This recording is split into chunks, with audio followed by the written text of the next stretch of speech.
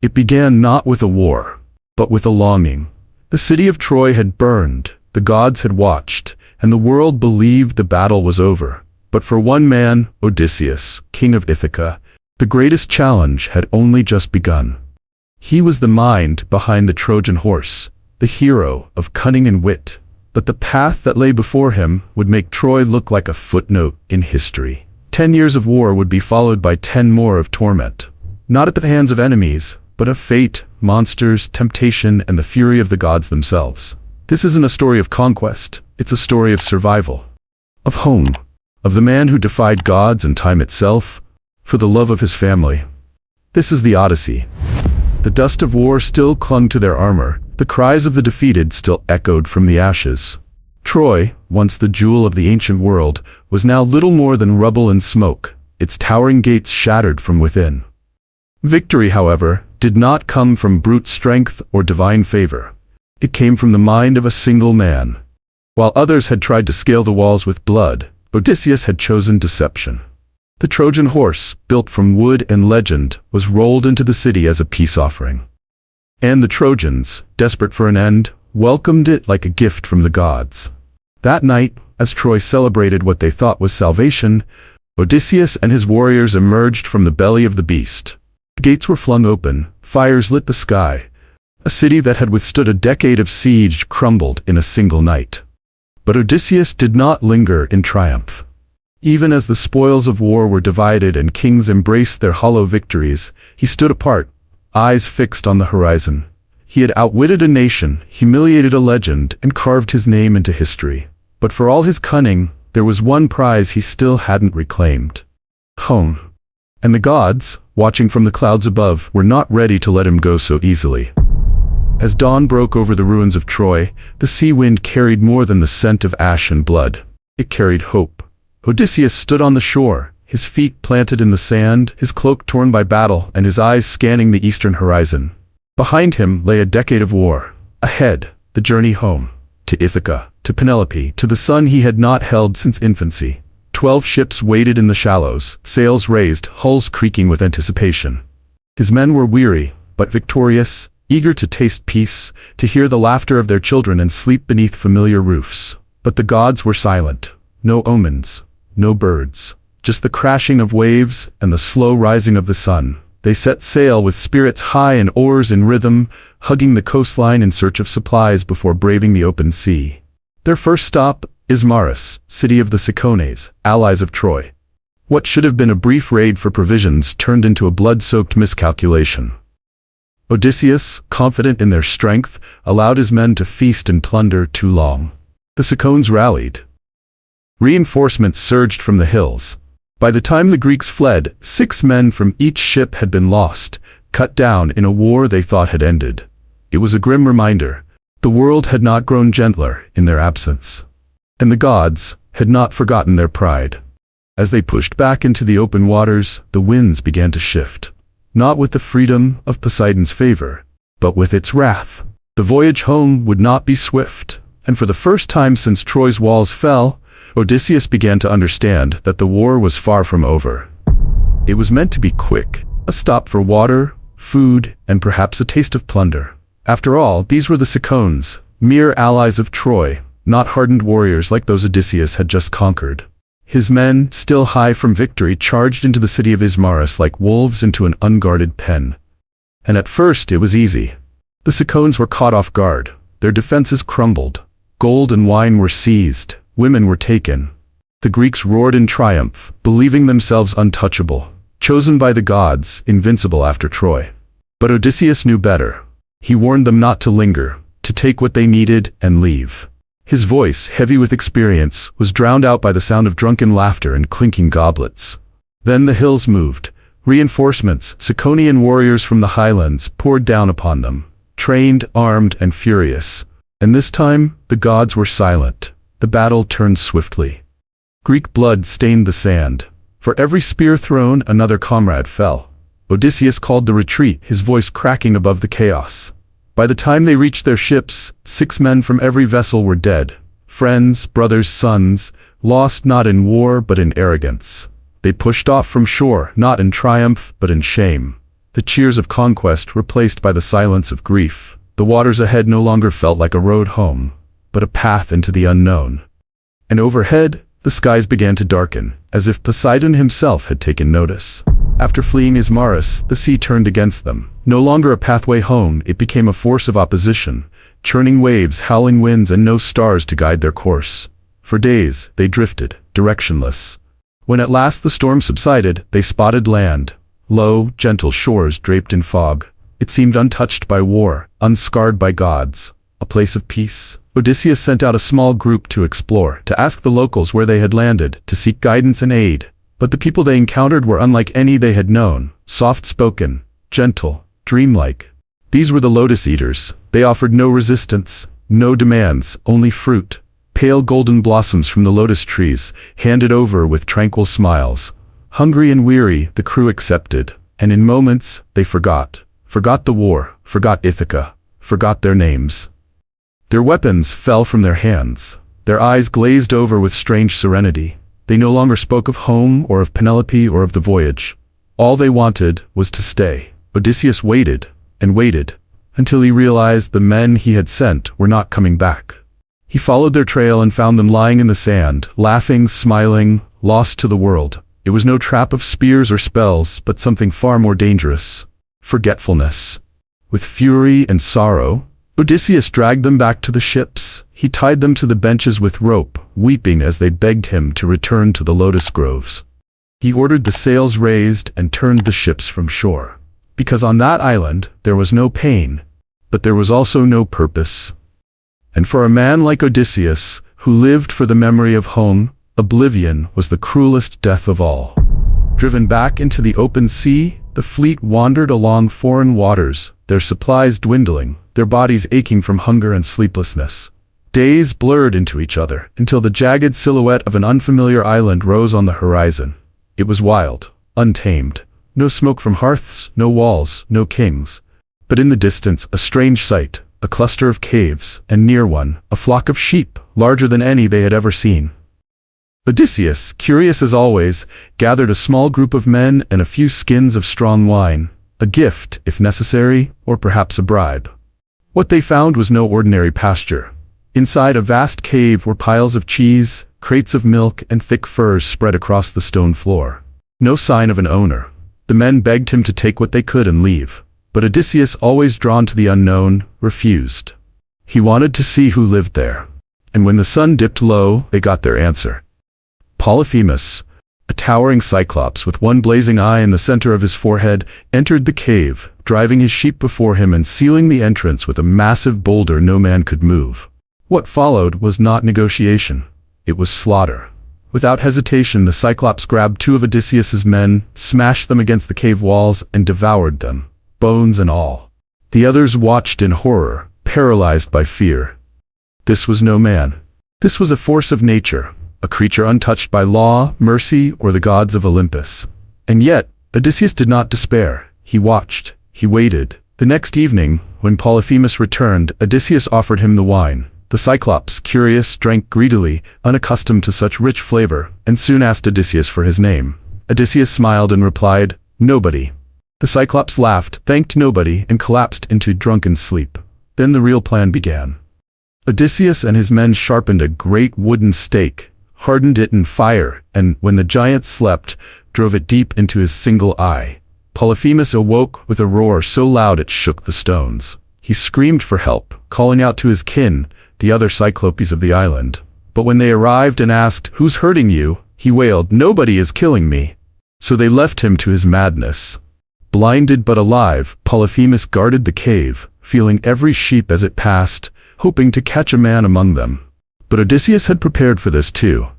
Each of his men clung to the underside of a sheep, hidden beneath the thick wool. As the flock was let out to graze, they passed beneath the Cyclops' grasp. And just like that, they escaped. Back on the ship, the crew rowed hard, hearts pounding, the wind in their favor. They were free. But Odysseus couldn't help himself. From the safety of the sea, he turned and shouted, "It was not nobody who blinded you. It was Odysseus of Ithaca." And with that, the final blow was struck, not against Polyphemus, but against himself. Because now the Cyclops had a name, and his father, Poseidon, god of the sea, would hear it. From that moment on, the voyage home would not only be long, it would be cursed. The sea carried them west, away from the broken cries of Polyphemus, away from the smoldering rage of Poseidon that now stirred beneath the waves. For once, the waters were merciful, the winds gentle, the gods silent. They soon reached a strange, floating island, shrouded in mist and crowned with bronze cliffs. Its very soil shimmered with enchantment. This was Aeolia, the realm of Aeolus, keeper of the winds. He was no god but something close, a mortal entrusted by Zeus himself to command the very breath of the world. When Odysseus climbed the steps to Aeolus's high palace and recounted his journey, the sack of Troy, the Cyclops, the storm-tossed sea, Aeolus listened with admiration. Unlike other rulers, he didn't question or envy. Instead, he offered a gift, a leather bag, tightly sealed with silver cord, containing every wind in the world, except one. The west wind, which would carry Odysseus home. Guard this well, Aeolus said, use it wisely. Ithaca is within your reach. And for 9 days it was. Their sails swelled with favor, the sea calmed, dolphins danced alongside their hulls. The men laughed again, hope, that dangerous thing, had returned. Odysseus, exhausted, allowed himself to sleep, but sleep was a risk he could no longer afford. Behind him, suspicion had grown like rot. His crew, ragged and resentful, saw the bag of winds and whispered among themselves. Gold, silver, treasure for a king. While Odysseus dreamed of his wife's voice and his son's embrace, his men crept to the bag and tore it open. In an instant, every wind Aeolus had captured burst free. The ship spun, tossed like leaves in a storm. The sky turned black. Thunder cracked the sea, and Ithaca, so close they had seen smoke on its shores, vanished from view. The winds dragged them all the way back to Aeolia. But this time Aeolus would not open his gates. Your misfortune is no longer mine to fix, he said, standing high upon the battlements. No man suffers such wrath without divine punishment. You are cursed, Odysseus, and I will not risk the anger of the gods. The gates closed. The island disappeared into mist once more. Odysseus returned to his ship empty-handed. No winds, no favor, only the truth. The gods were watching, and they were not done testing him. After Aeolus turned them away, the ocean offered no guidance, only vast, empty blue stretching in every direction. The sun no longer felt warm. The salt stung deeper. Their provisions ran low once more. When land finally broke the horizon, it seemed a gift. Cliffs towered above calm, glassy waters. A narrow fjord led into a quiet harbor, surrounded on all sides by high, protective rock. The water was still, too still. It felt safe. And yet Odysseus, ever cautious, kept his ship anchored outside the inlet while sending the rest of the fleet inward. From there, he dispatched a trio of scouts to climb the cliffs and find help or answers. What they found was terror in human form. The island was home to the Laestrygonians, giants not merely in size but in appetite. Their king, Antiphates, met the scouts not with words but with violence, grabbing one man and devouring him on the spot, before calling out to his kin. Within moments, the cliffs swarmed with hulking figures, their arms loaded with boulders the size of oxen. They moved with terrifying speed, descending upon the ships trapped in the narrow cove. The Laestrygonians hurled their stones with godlike force, smashing hulls, snapping masts, turning proud warships into splinters. Sailors screamed from the decks, leapt into the sea, and were speared mid-air or dragged under. Odysseus watched from the open sea, helpless. 11 of his 12 ships were annihilated. Hundreds of men, companions who had survived Troy, Ismarus, and the wrath of Poseidon, were now bones at the bottom of a foreign bay. Only Odysseus's own ship, left outside the harbor, escaped. They didn't land again. They didn't mourn. They simply rowed, day and night, until the cliffs vanished behind them and the sea swallowed their cries. Odysseus had started this journey with a fleet of proud warriors. Now he sailed alone. The survivors drifted through silence, no songs, no laughter, just the creak of a single hull and the weight of unspoken grief. 11 ships were gone. So many names, never to be spoken again. But the sea, indifferent as ever, carried them forward until a dense island emerged from the mists. Aeolia, cloaked in ancient forest and shadowed by twilight, even at midday. From the ship, the island looked eerily still. No smoke. No signs of life. But something watched. Odysseus anchored offshore. He divided his remaining crew in two. One half would stay to guard the ship. The other, led by his trusted officer Eurylochus, would explore inland. They followed a worn path through towering trees and strange, whispering winds until they reached a clearing. At its heart stood a stone palace, wrapped in ivy and sunlight, and there upon its threshold sat beasts, wolves, lions, panthers. Yet they did not growl or pounce, they bowed, as if enchanted. From within a voice called out, melodic, human, female. It was Circe, daughter of the sun god Helios, a sorceress of terrifying power and beauty. She welcomed the strangers as guests, offered them food, drink, and comfort beneath her golden roof. But her kindness was a veil. The feast she gave them was laced with dark magic, and as they drank the wine, their limbs grew heavy, their voices slurred, and their minds clouded. When the enchantment took hold, Circe raised her staff, and before the men could cry out, their bodies shifted and twisted into swine.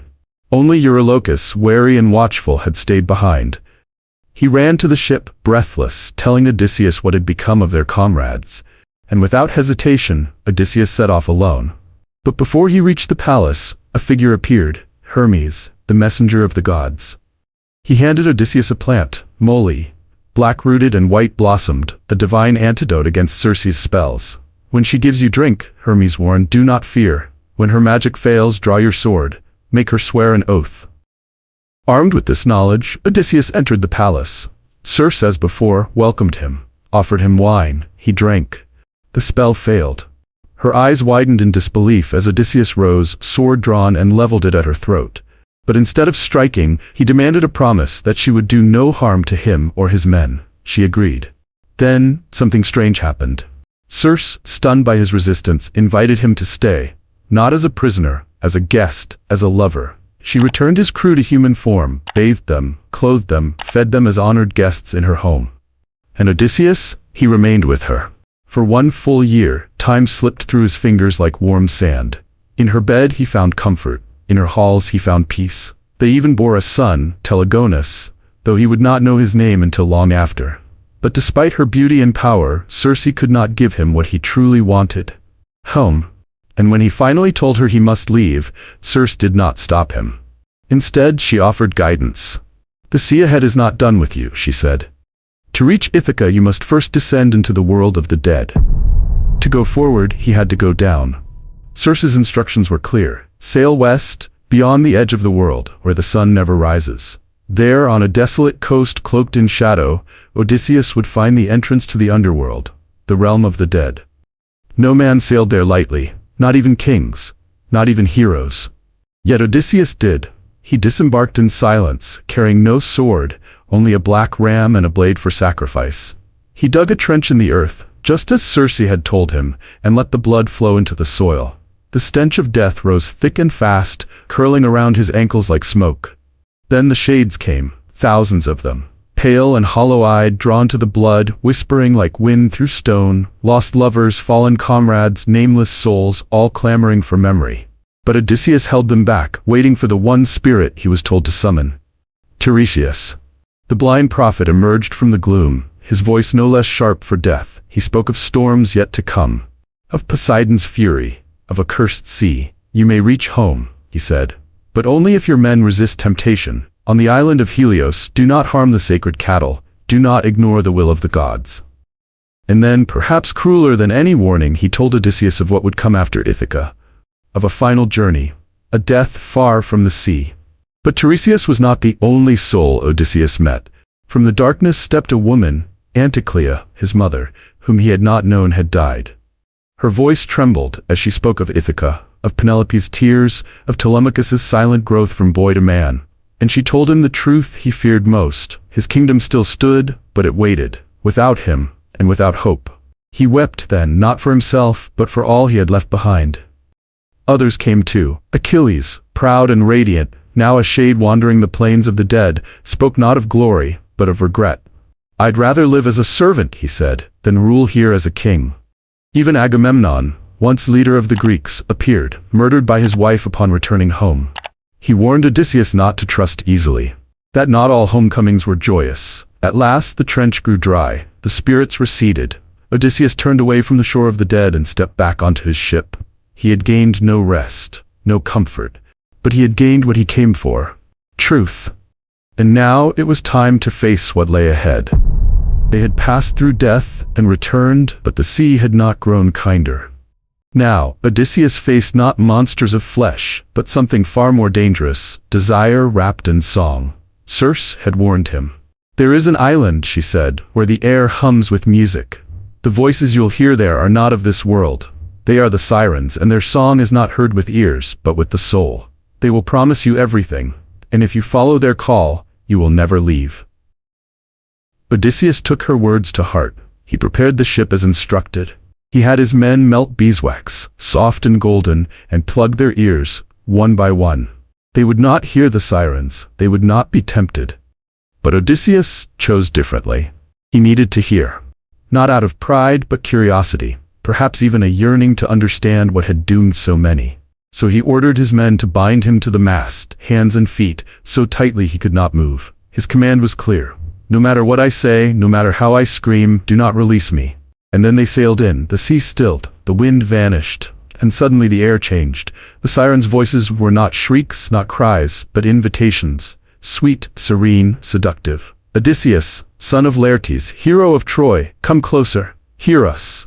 We know your name, we know your story, we will tell you all the truths the gods hide." To the crew there was only silence, but to Odysseus it was overwhelming. He strained against the ropes, he begged to be freed, he sobbed, cursed, promised riches, even threatened death. But the men, deafened by wax, rowed on, eyes ahead, heart steady. And when the ship passed the rocky shore and the voices faded, Odysseus collapsed against the mast, drenched in sweat, tears dried on his cheeks. He had heard the Sirens and lived. But behind them, on that cursed island, silence returned. Because if a man resists their song, the Sirens are doomed. One by one they leapt into the sea and drowned, dragged down not by ropes but by the weight of their own failure. Soon came the narrow strait. To the left, Charybdis, a whirlpool that could consume entire ships. To the right, Scylla, a monstrous creature with 6 ravenous heads. Circe had warned him, "Choose Scylla. You'll lose men, but not your ship." And so, as they sailed by, Scylla struck. 6 men were snatched from the deck, screaming as they were devoured. But the ship survived. They reached Thrinacia, home to the cattle of Helios. Odysseus warned his men, "Do not touch the sacred herd." But storms pinned them down for a month. Their food ran out. Hunger gnawed at their sanity. While Odysseus slept, they slaughtered the cattle. When they set sail again, Zeus struck their ship with a thunderbolt. Everyone died. Only Odysseus survived, clinging to broken timbers. He drifted for 9 days, before washing up on Ogygia, home of the goddess Calypso. She nursed him back to health, then offered him immortality, if he stayed with her. But Odysseus wanted only Penelope. For 7 years, he was her prisoner. Each night, he wept by the sea, until Athena, watching from Olympus, intervened. Zeus ordered Calypso to release him. She helped him build a raft. But Poseidon struck again, one final storm. Odysseus washed up naked on the island of Scheria, home of the Phaeacians. Princess Nausicaa found him and brought him to her father, King Alcinous. There, Odysseus told his story. They wept, they marveled, and they gave him what no one else had, a ship to take him home. After 20 years, Odysseus stepped onto Ithacan soil, but his home was overrun with suitors. Athena disguised him as a beggar. He reunited secretly with Telemachus and Eumaeus, his loyal swineherd. Meanwhile, Penelope, ever faithful, had set a challenge for the suitors. String Odysseus's bow and shoot through 12 axe heads. None could do it. Then the beggar stepped forward. He strung the bow, he fired. Perfect shot. Then he turned the bow on the suitors. Telemachus and Eumaeus joined him. Together they reclaimed their home. The palace fell silent. Penelope looked into the eyes of the stranger. She whispered, "If you truly are Odysseus, prove it."